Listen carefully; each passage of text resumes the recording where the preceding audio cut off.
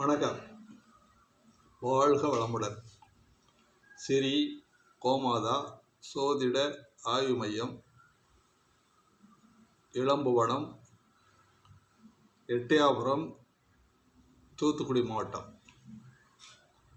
Astrologer V. Vellaisamy. இப்பொழுது ராசிகளில் நவக்கிரகங்களின் தன்மை அப்படிங்கிற வரிசையிலே மிதுன ராசியை பற்றி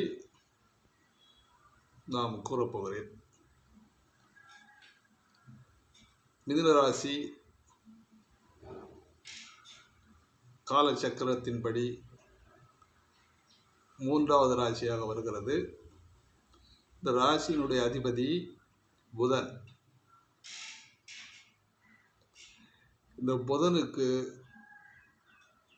நவக்கிரகங்கள் எந்த அடிப்படையில்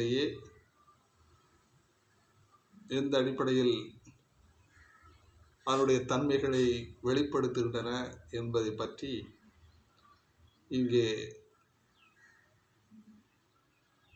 கூறப்போகிறேன். சூரியன் நவக்கிரகங்களே முதன்மையான ஒரு ஒளிக்கிரகம். சூரியனை வைத்துத்தான் அனைத்து கிரகங்களும் ஒளியை பெற்று பிரதிபலிக்கின்றன என்பதை நாம் தெரிந்திருக்கின்றோம்.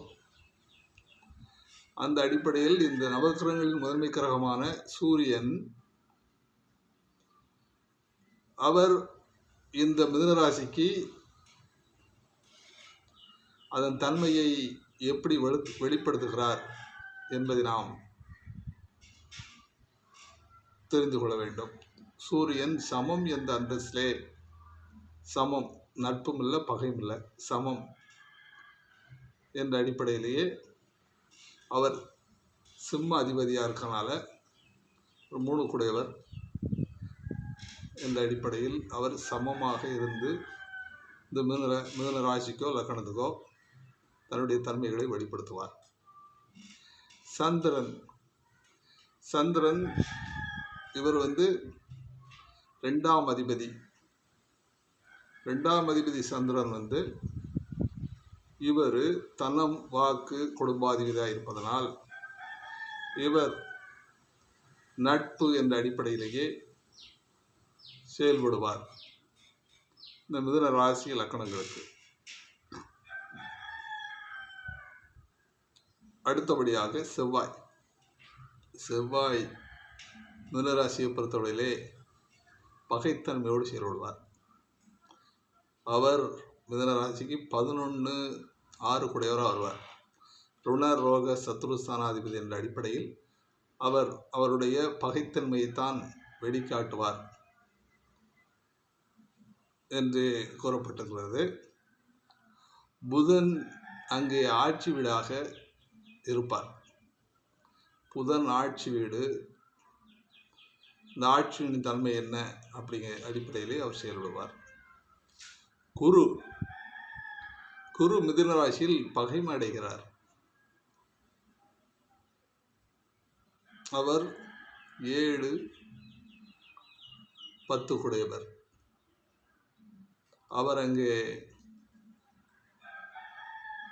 மிதுன ராசி லக்கணங்களுக்கு 7-10 குடையவர் வருவார். அவருடைய நன்மை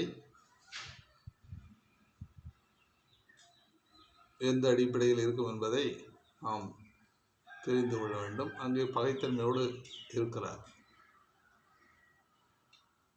இருந்தாலும் குரு என்பவர் அவருடைய தன்மை சுபத்தன்மையாக இருக்கும் அந்த அடிப்படையிலே நாம் பார்க்க வேண்டும்.